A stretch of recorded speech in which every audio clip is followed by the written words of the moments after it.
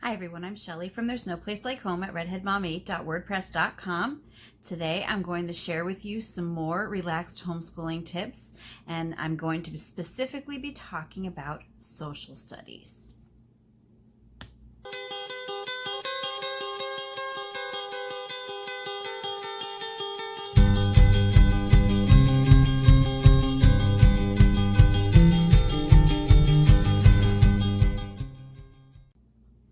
While every single homeschooling subject can easily be covered with relaxed homeschooling, I think that the most fun subjects to cover in this manner are social studies and science.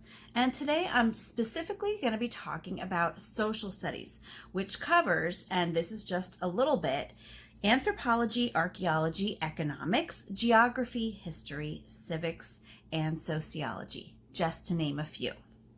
Now, I'm going to talk to you specifically about how we cover social studies in our relaxed homeschool, and I'm hoping that you can glean some ideas for your own if you're looking for something to shake things up. Now, first of all, what I really need to say is that in our homeschool, we don't teach our subjects separately. So when I say that, what I mean is that we don't have a specific time slot for language arts and a specific time slot for social studies and a specific time slot for science and so on and so forth. Since I believe that learning is best when it happens holistically, we don't set aside certain parts of the day to cover certain subject areas. We use unit studies, which are cross-curricular, and they really do tie all of the subject areas in together beautifully, especially social studies and science. So that's something that you're going to learn from me, is that I don't use textbooks. The only thing that we use textbooks for at all in our homeschool is math for my younger kids. We use a website for my older kids, and then for grammar, we use Dailygrams. We never use textbooks for social studies. And I'm mainly going to be talking about like history and geography, because that's really what we tend to be focusing on right now.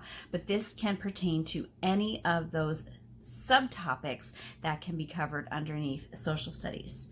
So, while what I am going to be talking about today is all tied in with how we use, how we are learning history or social studies with our unit studies, you can use any of these ideas without a unit study. You don't have to only do these things if you're doing unit studies.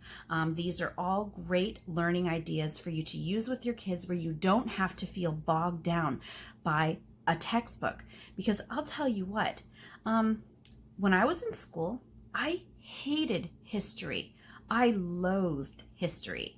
Did I do well in it? Yeah, I did pretty well. I usually got A's or B's in history, but that is just because I was good at memorizing things. Nothing ever stuck with me. Nothing ever had any meaning for me. And honestly, I didn't care. I absolutely had no interest. I just thought that it was as boring as you could possibly get.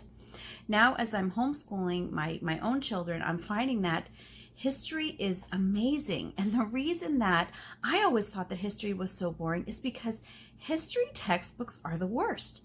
They are so dry, they're so dull, they only give you snippets of information, and they only focus on like dates and locations and names, and they don't really bring you the heart of what happened in those time periods. So in our unit studies, one thing that we always do is we always incorporate some sort of living book. Now that could be something like a historical fiction, like here I have The Golden Goblet, I have Sarah Plain and Tall, I have The Long Winter. So those are just some examples of what living books are. But living books could also be trade books that are written by an author who has a passion for the subject and who brings the story to life. So for example, here I have A Child's First Book of American History, which I actually got with my Beautiful Feet Books curriculum several years ago. And here I have another trade book about Marco Polo. And yeah, they don't have to be historical fiction in order to be living books. They just have to be books that bring the subject area to life, aka not a textbook, and nothing that's written to be dull, dry, and something that your child or even you would never want to pick up and read on your own. So we always incorporate one of these in as a read aloud, sometimes more than one. Sometimes we might, do a little bit of a historical fiction. And then if we're learning about a specific character in history, like Marco Polo, we might read a little bit of a book like that as well.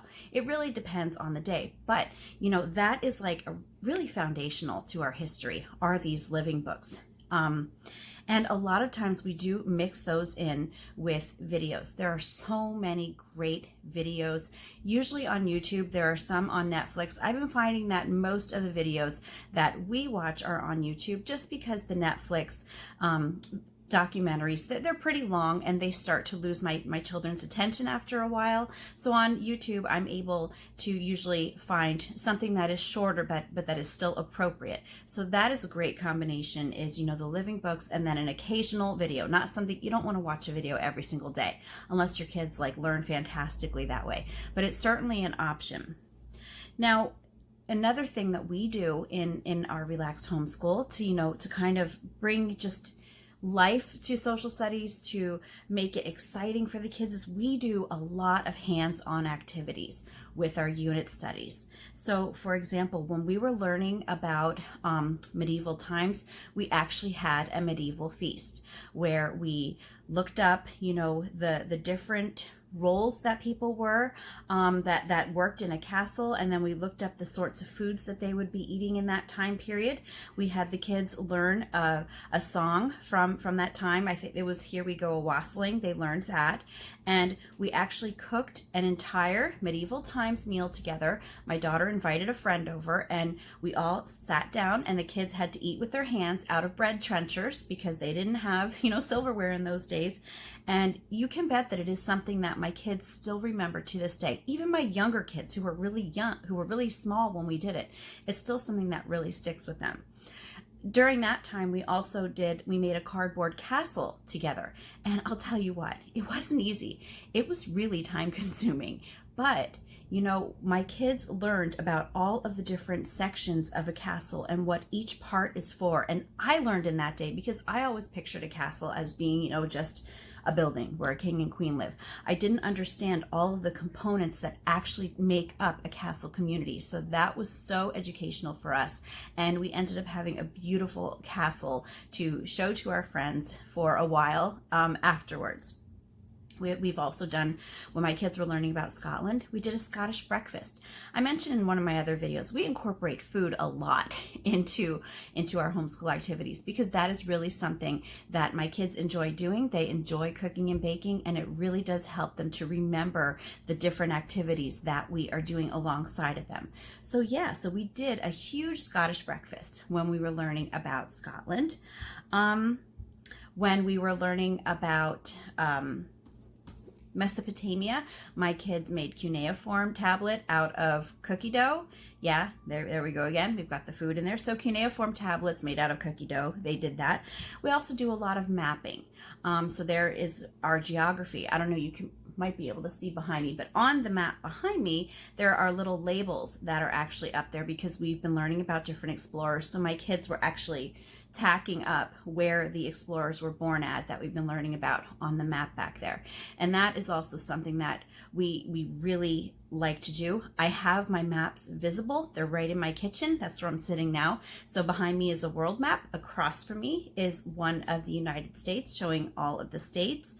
And even when we're not doing school, it's something that my kids, when they're standing out in the kitchen, a lot of times they'll just look up at the map of the United States and they'll say to me, "Hey Mom, where does so-and-so live?" And then I'll point to the state that they live in, and how long would it take for us to get there? And it always prompts a really nice discussion.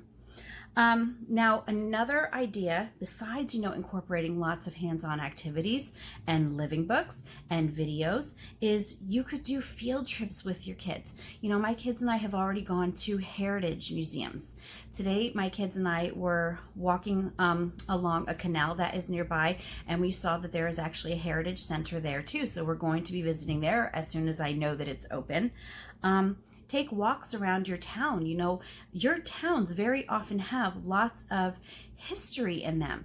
And one thing that I really love about this new place where I'm living is that all over our little town are signs specifically telling you who built this house, what year this happened, and it has history embedded into it. And also the neighboring town where the canal is, we're like right on the border. It does the same thing. History is embedded everywhere. So if you have a community like that, something as simple as going a walk through your town and actually paying attention to things that you might sometimes overlook is something that can be really, really educational for your kids. Some other things that you might want to do with your kids are to just participate in different community activities with your kids. Especially, with us being in a new community, this is something that is especially exciting for them, and it will bring them up. It will open their eyes to new topics that they might not have heard before. They will meet new people. We always hear about socialization with homeschooling. Take advantage of those community activities. So often when we're thinking about field trips, we fail to think that running errands are totally field trips. Your kids are learning as they are running errands with you. And this is something that in social studies, yes, it's being covered. When your kids are going to the bank with you, or going car shopping, or when they were house hunting with us, when you are visiting family, even if you take your kids to vote with you, or if you volunteer for a candidate, take your kids with you. These are all really good ways to get your kids to see, how these different subjects that always seem so abstract to kids really do have an impact on everyday life. And you know what? That's just something that I never noticed when I was learning in school from a textbook. Anyway, that's all that I have for you today. If you like this video, give it a thumbs up. If you haven't subscribed yet and would like to hear more of what I have to say, I would love if you would do that.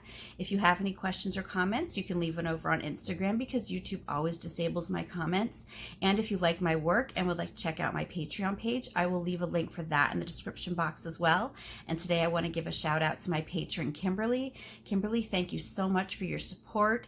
All of you are such an encouragement to me, and just knowing that I have people who have my back, who believe, similar things to the way that I do, that's what keeps me going. I want to help, and I'm glad to see that I'm helping so many people, and I hope you all have a great day.